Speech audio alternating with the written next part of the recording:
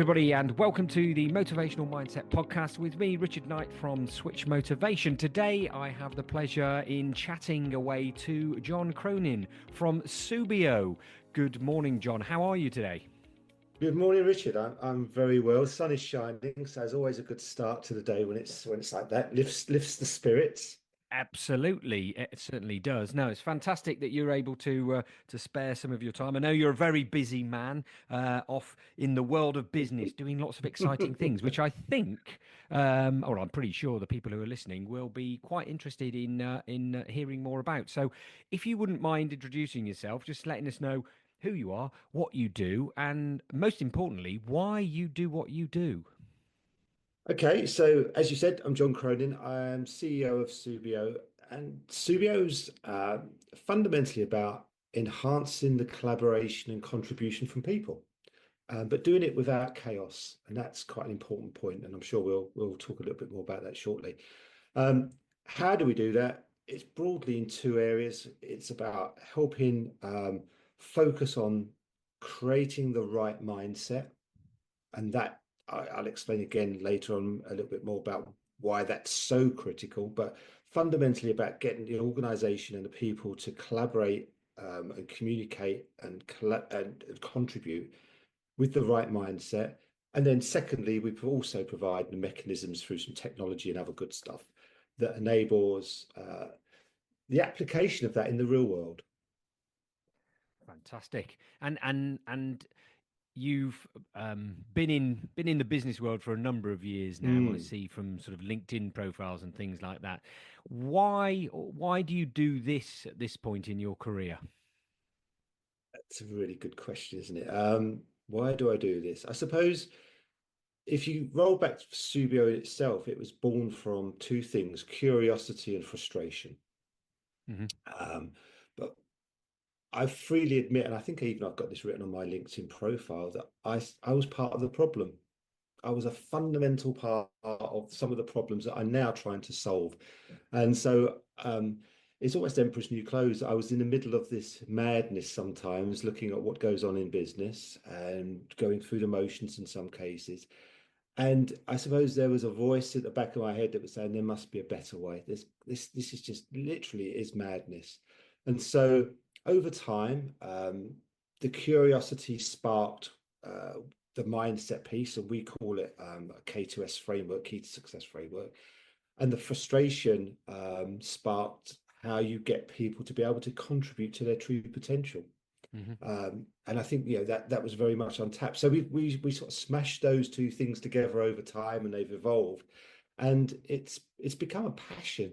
It truly has become a passion, and that's delightful for me and hopefully the people I collaborate with, because it's the first time in a long time I've actually had a true passion for something rather than going through the motions.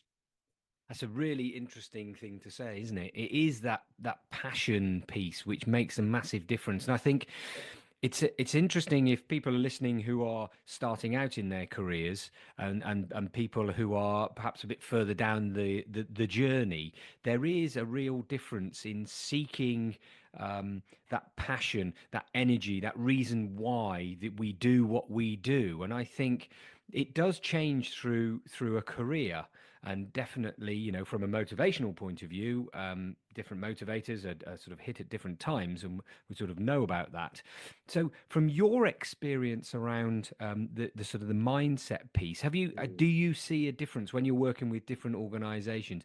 Do you see a difference in that the generational change in people?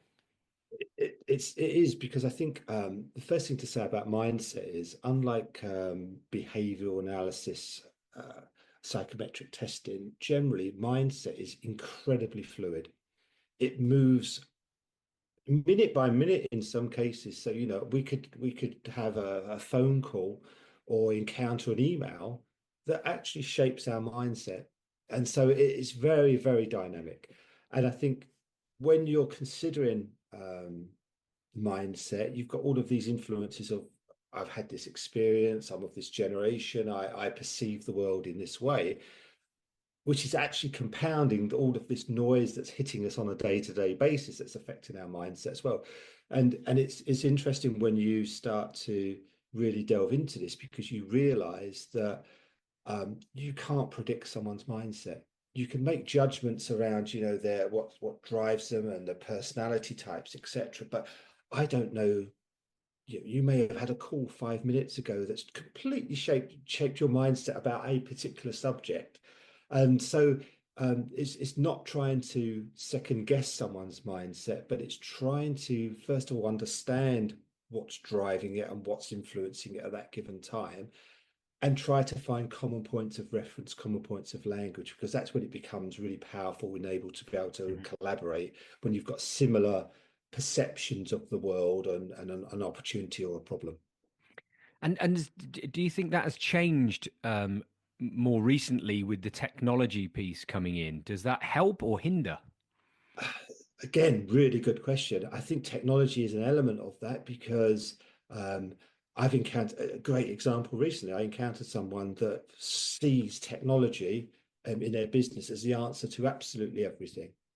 Um, and if you look at why they think that, I wouldn't say it's necessarily valid, but it's valid for them in terms of that's their perception.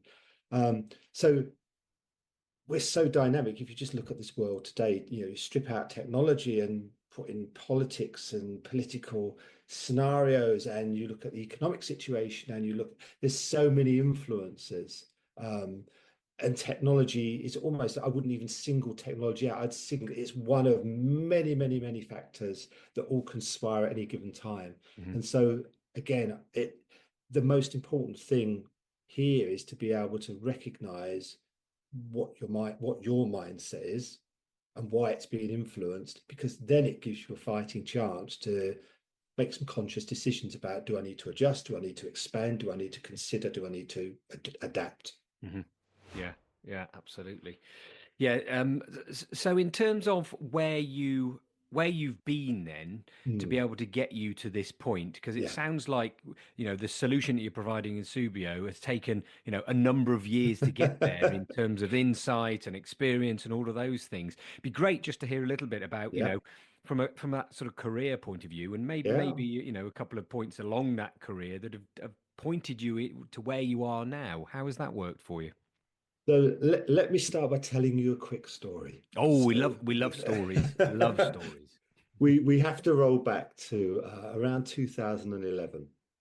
And at that time, I was part of a leadership team in a global business, and I was fortunate enough to have um, teams in different geographic locations and different territories, etc. And what struck me was that within those teams, there were individuals that, regardless of the circumstances, whether that was an opportunity or a challenge or an issue or whatever it might be, um, whatever they were faced with, you almost knew these certain individuals would always achieve, would always deliver, were consistent, and yet others within the team um, struggled sometimes. And it was really intriguing. And goes back to that whole curiosity piece that I suppose triggered some of this off. I couldn't quite understand why you had people that were faced with the same circumstance, probably had similar levels of knowledge, similar levels of experience, maybe even similar personality traits. They had access to data, the support, the infrastructure, etc., etc. A commonality of the environment, yet they were so different in terms of how they delivered. And that's where it started to, this whole journey really, I suppose, started to some degree. So I started a piece of research, and that research was to answer a relatively simple question, or I thought it was a simple question at the time, but it's expanded out since. But that question was, why are some people successful, others not, when faced with the same circumstances? Okay. And the research took us to a place of business predominantly, but some sport and a little bit into, strangely, in the entertainment world, and tried to look at those that are deemed successful. What were the commonalities? What was the common traits? What was the light bulb moments? And what it did was it actually highlighted, I suppose, three genuinely light bulb moments. One was yes, you absolutely need skill. Yes, you need knowledge. Yes, you need experience. They're all valuable. But the thing that contributed the most to success was mindset.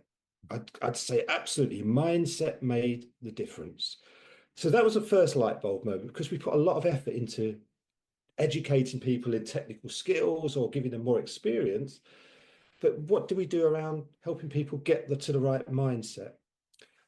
So that was the first light bulb. And the second one was when you looked across this portfolio of successful individuals and businesses, etc. What we started to see was 9 things that emerged over and over and over again. And it really was wow. Wow. This was almost like hence why we call it the key. It Mhm. was a way to unlock the door. And then the third piece, which emerged was we already know these 9 things. So if you take a simple definition of let's say success is achieving a desired outcome. Well, we achieve hundreds, if not thousands, of desired outcomes a day from making a cup of tea in the morning or coffee, depending on what beverages, through to sending that email, to having a successful meeting, through to designing a new product or taking over the world, whatever it might be. But everyone is successful. And that was the third light bulb moment. There isn't unsuccessful people successful. It just depends on the circumstance. And when you're making that cup of tea in the morning, subconsciously, you've actually gone through the 9 elements. So the art form was if I can make this conscious for some of the bigger things, then my chances of success increase. So that's really where it stemmed from. And over time, it's evolved to a framework now, which we call Key to Success, K2S. Um, and that's really how do you address these 9 things consciously so it increases the chance of success? How do I work with others so I can collaborate and help them contribute and be successful? And how do I diagnose when I'm not in the best place possible? And it seems subtle, but it actually is one of the biggest differences because, as I said, I go back to that start. You can train people in technical skill, and that's great. You can, but and I give this. It's a poor analogy, but I'll give one nonetheless. If I'm on an aircraft and it has a problem, of course I want that pilot to have all the technical skill and know how to do it. But the thing I absolutely want is him to have the mindset that he's going to get that plane on the ground safely and he will do whatever it takes to get there. And that's mindset. Yeah. That's absolutely mindset. It's a fantastic sort of insight to have when you mention around the idea that we are all successful every Mm, day. We are successful in doing all of those things. And I think that if someone's going to take something away from our conversation today, is a massive insight to take away because, yeah, we are. We are a human being. We are made up of billions of cells or however many there are. And we often push ourselves down because we are not perceived or we don't perceive ourselves to be successful, inverted commas. I'm doing the mm. strange uh, finger movement there. It is absolutely incredible to think that yes, even getting yourself out of bed, getting yourselves up, washed, dressed, going out through a door, doing all of those sort of things is a series of things that you are successful in, and the fact that you can pinpoint those 9, that's really Mm, interesting. So, mm. without going into Mhm. everything about it, because I'm sure if people want to learn more and more, they'll get in contact with you. But are the 9 all obvious to everybody, or are there some things that some of those 9 factors where you think actually, well, that's quite interesting, didn't realize that? Well, I think the first thing to say is I reference it as a framework because it's not linear. It's absolutely not a linear process you work through. So there's interrelationships, and like most things, you smash 2 different things together, it creates extra value. But I'll run through them very, very briefly because and the one, although I say it's not linear, I have to start somewhere. And one of the biggest elements of it is what we would term compelling reason. And this links very, very closely to motivation. Mhm. Absolutely. And what the mindset here is that I will find a compelling reason for this to happen. And I have to have an emotional connection to that. Now, so again, quick story, as I now know we like stories. So again, going back to the organisation that as a part of the problem, let's say, we would go for a strategic planning process, and then we would present it to our US shareholders, and then at some point, assuming it all got agreed, in January we would do workshops, and we would go around the country to different locations. You can imagine, you've got 200 people in a room for that location. And as a leadership team, we would stand on stage and go, rah, rah, rah, we're doing all this wonderful new things. And we're going to move the business from, I don't know, 100 million to 120 million next year, whatever the number is, it doesn't really matter. And most people would sit there and go, okay, that's good. It's good to know the business is growing. And when's lunch? When's lunch? And when's, I'm now feeling a bit, need bum shuffling on the seats and I need to move forward, etc. And as a leadership team, we're saying, isn't it great that we're moving forward? And the challenge is what's compelling for a business isn't necessarily compelling for an individual.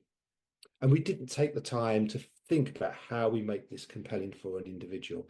And you have to have an emotional connection. And that emotional connection can be anything from one extreme is, wow, this gives me the best opportunity to shine and look great and be rewarded and get my career off the ground. That's fine for someone. Someone else at the other extreme has been, do you know what? This gives me a chance just to have a job and pay the bills and have a life and make sure and that's motivation for me as well. And everything in between. So one of the art forms of the mindset, the first piece, which we call compelling reasons, is being able to connect what is compelling for me. Mm-hmm. How does this relate to making this compelling? And how does this tie into what motivates me? And sometimes you find it's not and never will be. And that's as much of a learning. The second element of K2S is around clarity of outcome and having the mindset, again, to want to visualize in detail, almost touch it, sense it, feel it, smell it, visualize what is the outcome rather than what's the journey to get there.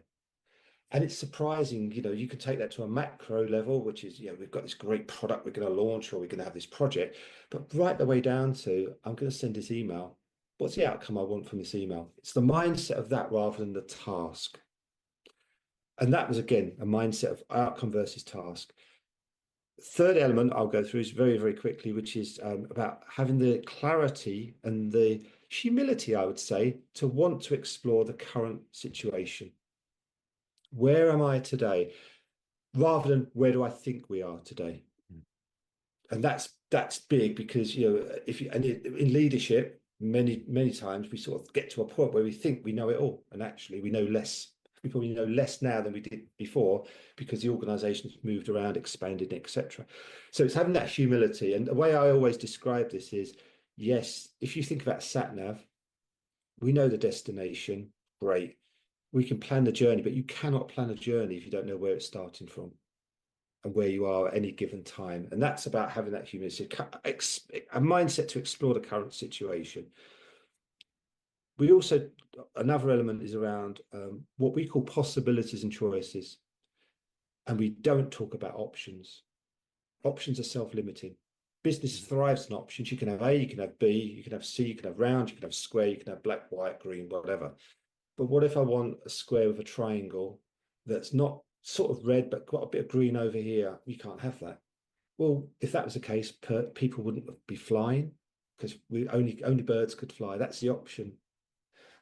We wouldn't have the engine. There's so much we wouldn't have if we didn't go to it. So it's about being able to explore possibilities, which takes us to a completely different creative space and have the mindset to want to do that, to then create choices.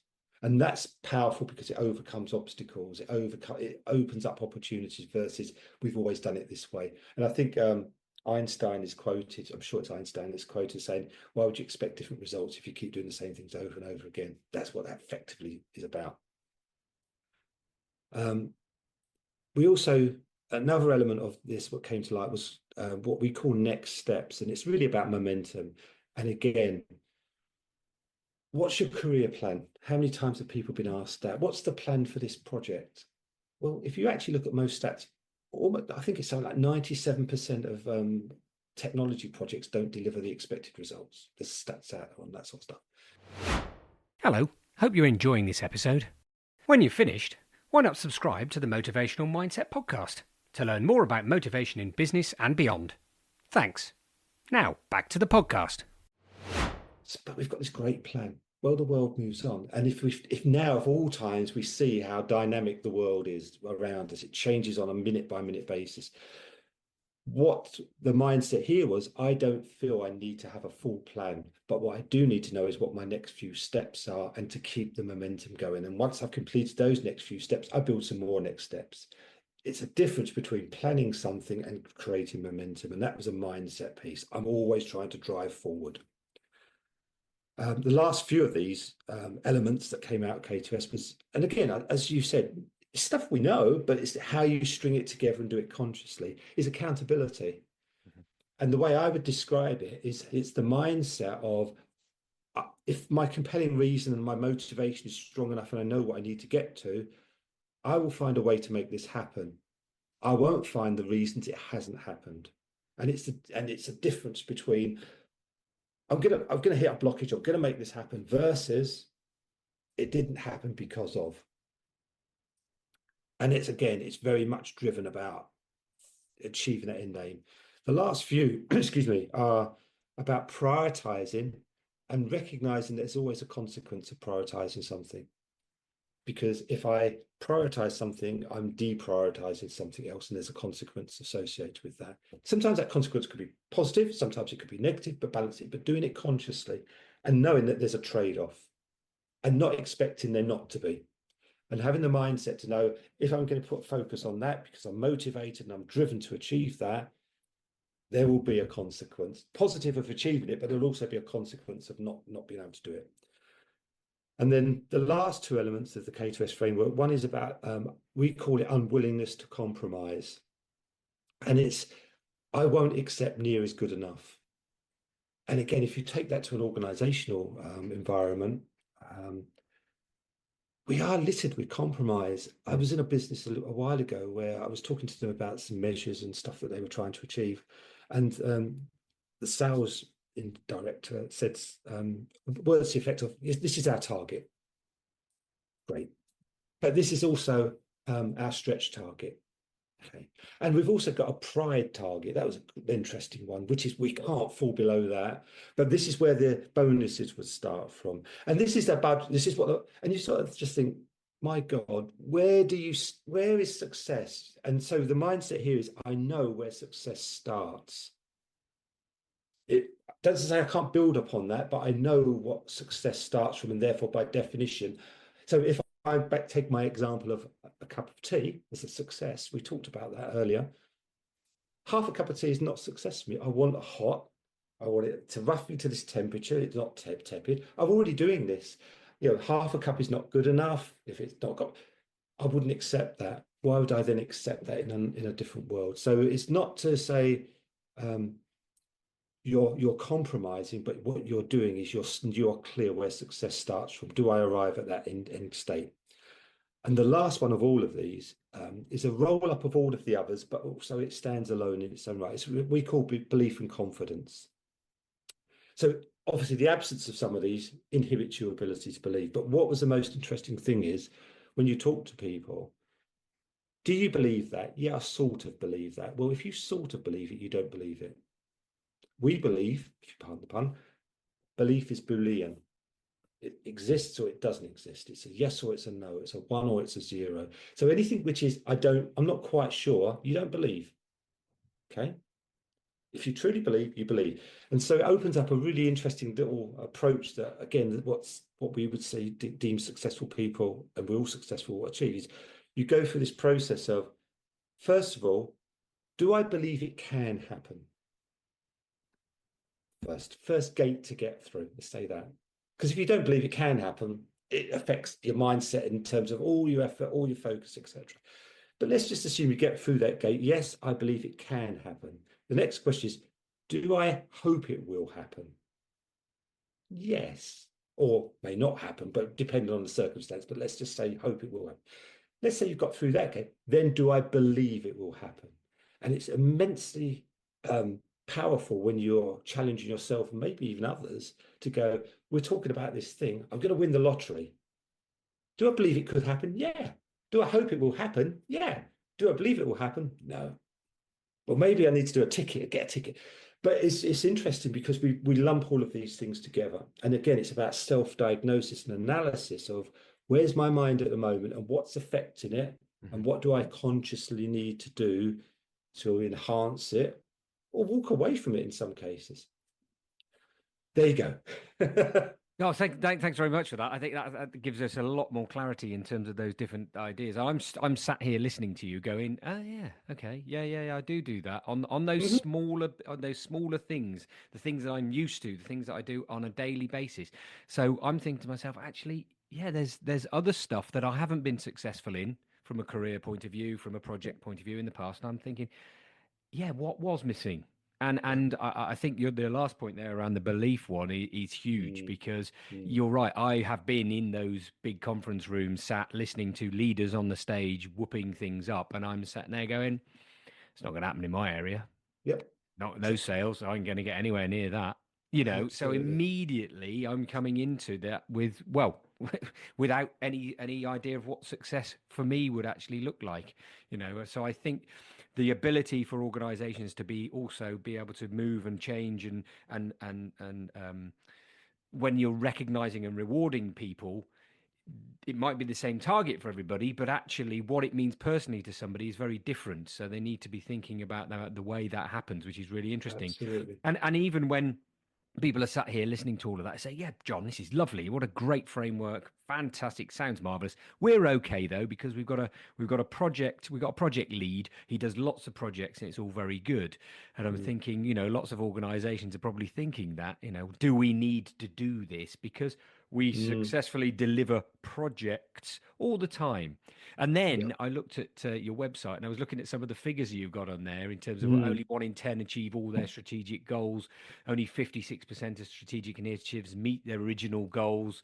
A whopping 67% of strategic plans will fail to deliver the expected results. mhm. Oh, so there's quite a big need out there then. Well, and you have to play to people that want to change, want to move forward, and you also have to accept that there will be organisations and individuals within those organisations that are happy with the status quo or are blinkered to it. And I don't get me wrong, particularly the first three things, absolutely being clear what's motivating and what the outcome is and where you are takes time. Mhm. But I always find it strange that when we're on the back foot and things are going wrong, we can roll up our Superman pants on the outside, fly through the air and fix problems and find the time. But this is very much about putting the time and the effort in and actually getting the people to, as I said, getting people to contribute as well. Mhm. Because it's all well and good having the right mindset, but you've also got to create the mechanisms to allow that mindset to fundamentally lead to contribution, because that's what it's about. This isn't pink and fluffy stuff to just get people engaged. It's actually to deliver results, to get people to contribute as well. So there's a real harsh world here as well. Yeah, absolutely. And that's really interesting in terms of that whole contribution piece and being allowed Mm, to almost play. And I've heard this a couple of times on other podcasts about people being allowed to play and not being constrained by mm, this is the process, this is all we do. That must be quite difficult to get organizations to move away from you mentioned the past, which is we've always done it like this. This is the way you run a project, yeah, and by the way, you're only allowed to do something wrong once, otherwise, that's it, you're out. yeah. Is it hard work trying to allow that contribution? I think it's been hard work for us in the early days because we focused a lot of our effort into getting the mindset right Hmm. for an organization. And then you get to this point of great, so what? You've got 100, 200, 400, whatever the number is, people of in a great place. But you've then also got to create the mechanism or enable the mechanism for that to be able to flourish. And at the start, I said to you, Subio came from two things: curiosity and frustration. The curiosity led to the K2S and the mindset. The frustration came from, I suppose, two things. One was how many times, and if you talk to most people, I think everyone in their career has had at least one or two of these scenarios where you sort of sit there and you think, if only they'd asked me, if only they'd involved me, whoever they are, and I've got more to give. And it's that scenario of you're a software developer, let's say, we put people in a box and you do software development, you may be the greatest software developer in the world, but we've got no idea that you're also a school governor and you set this original business up and you were very successful there and you did this and et cetera, et cetera. All this latent potential that gets missed. That's the first frustration. And the second one was this. Apologies for anyone listening that's in that performance management space, but if you take most organizations that have got some form of performance management approach, whether that's technology based, manual, doesn't really matter. Generally, not always, but generally speaking, the approach is we define some organizational goals, we define what the targets are around that, we then start to cascade them down to people. At best, someone will sit down and think and make it a little bit different for each time it cascades down. At worst, it's just a cut and paste. And then we have one-to-ones and we'll sit down with people, we'll say, how you doing? Well, I've got 5 goals and I'm on track with 3 and 2 I'm struggling about. And at the end of the year, we'll sit down, we'll review and we'll say, well, you achieve 4 of your goals. I'll give you this amount of bonus or this amount of recognition or reward or whatever it might be. Imagine a different world. And this is why we've actually effectively had to combine the mindset with the technology and the stuff that sort of tries to make this as simple as possible. Imagine a world where, first of all, you're absolutely clear on what you're trying to achieve as a business. That ties back to K2S anyway. Imagine a world where you knew what the mindset was for every person against every particular goal, because mindset can be different for every goal. We don't have a mindset that's the same for everything. So this goal, my mindset's that, this goal, my mindset's that. But most importantly of all, imagine a world where I can, without chaos, ask anyone to contribute to something. And even better, imagine a world where I can say what I'm trying to achieve and people can suggest how they could contribute and then manage it in a really straightforward way. And that's the thing that I think makes really exciting for me, because it actually allows me to say, you know nothing about me, or you didn't know that I'm an expert on X, Y, and Z. I think I can help on this. Mm-hmm. And this becomes interesting because I think engagement is feeling that you can make a difference and you are valued and you have this purpose and place in the world. Why would you stifle that? Why would you stifle that? So that's where we put the focus on get people to the right mindset, but then create an environment where you don't have chaos.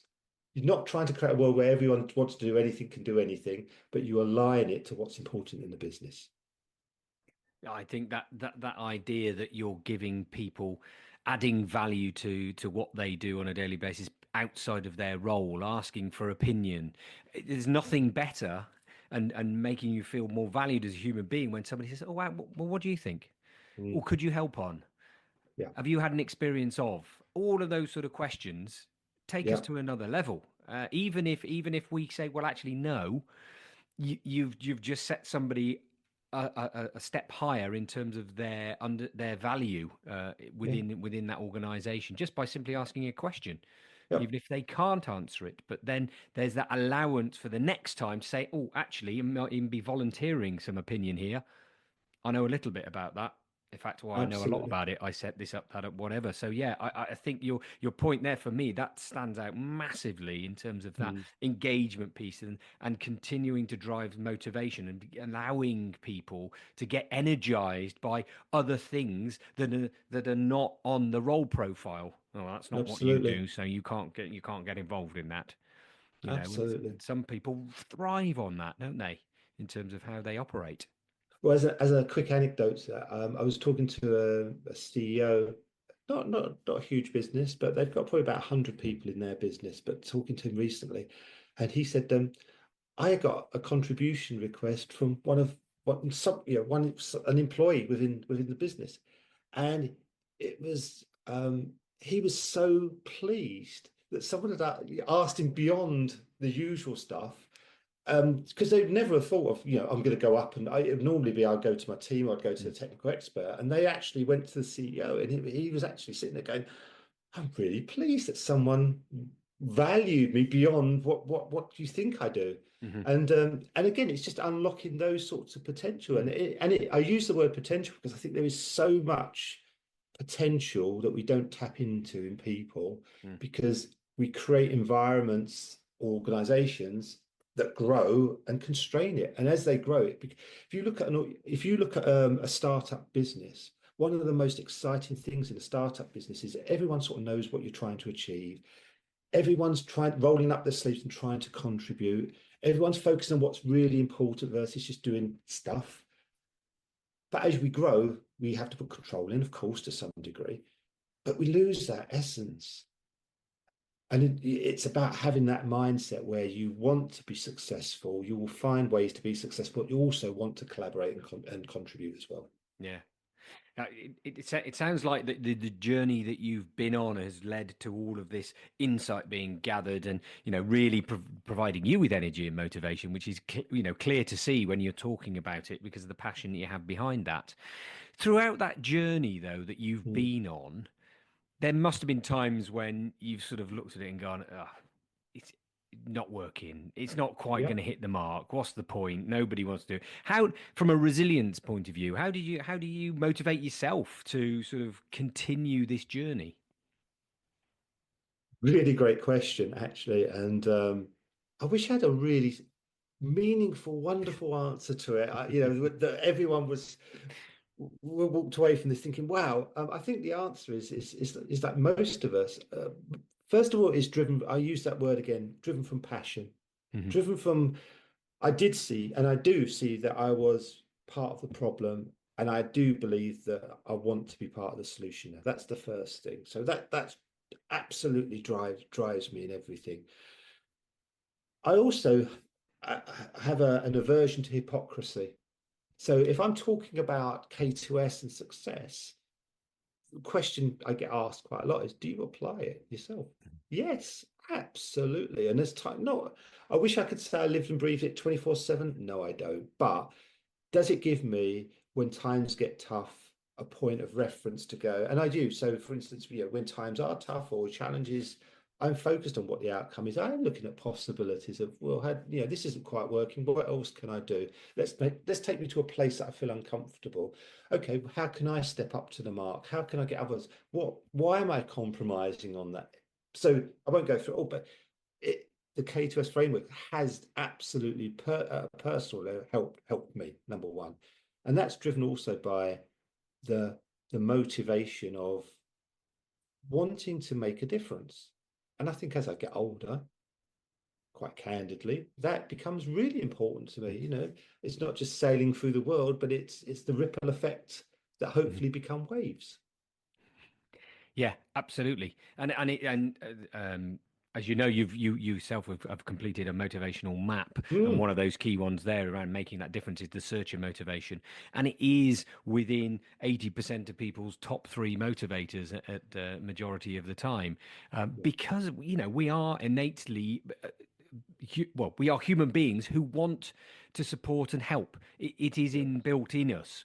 Whether yeah. that comes across in certain political and those sort of environments at the moment, I'm sure we could challenge that. However, people are going out their way 99% of the time to be positive and be supportive. They're not going out the way to get in the way and stop things, but it can often come across like that. So I think something like, the framework that you're talking about, the K2S framework, enables people to be a little bit more analytical and challenge what they're doing and see how things are landing and actually make some choices based on Hmm. those possibilities and all of that sort of stuff. It is a really great position to be in because there is so much out there that often, and I don't know whether you're the same, I sort of read lots of things and I get excited about something and then suddenly it's just overload. And Yeah. my brain goes, right, just go back to the norm, have Mm, some tasks on a list, tick them off, and then you've done something and you've yeah. have success because you've got to the bottom of the list. The actual outcome that I've got is nowhere near what I was thinking about to Mm, begin with, but I've ticked something and I've done something, and that often comes across in terms of projects for bigger organisations and trying to do change strategically. It just turns into a tick list. yeah. Yeah, we've done that. We did that. We did that. Oh, well done. Here, we'll pay out that consultant. They're hundreds of thousands of pounds because we ticked something, and well, nothing changed. Well, that's not my problem. Yeah. So- Absolutely. and that's what Absolutely. people from a consultancy point of view. I don't know about how you sort of come across yourself, but or whether you've heard that Mm, yourself. But consultants often come across as well. You just come in, do something, and then leave, and nothing's changed. Absolutely. And that's why I go back to, the more you can be outcome driven, um, it gives you a clarity. It's like looking through a window, I know where I'm heading.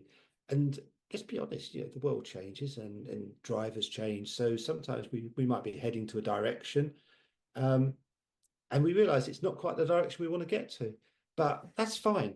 There's absolutely nothing wrong with that. Mhm. But at least it's conscious. And why, again, I sort of feel the K rarely does someone come off or one of our, let's say, our K2S learning program and say, wow, I didn't realize any of that. Mhm. It's totally new. And we're not trying to profess it. I think this is locked in almost the DNA of people. But the skill, again, is that we're not trying to overload you with something you don't know. You already do this, as we said, every day. But the art is being able to do it consciously Mhm. when needed, and then hopefully it'd be in an environment where that can be used, deployed, valued, benefit, engaged in a way that makes a real difference. But we're not. This isn't stuff that's completely groundbreaking. It's stuff that's in the DNA, but it's just the way it works and how it connects, to make it conscious for Great. people. No, it's fantastic. Yeah. So I think, from our listeners' point of view, if they want to get in contact with you and have a chat about the K2S and all the other things that you do at Subio, what's the best way for them to contact you? I always love talking to people, because I learn stuff. That's you're helping me if you get in touch. That's the first thing, even if it's just purely a conversation. So contact me directly on my email, which is john@subio.co.uk, and I will answer, contact, speak to absolutely everyone and anyone.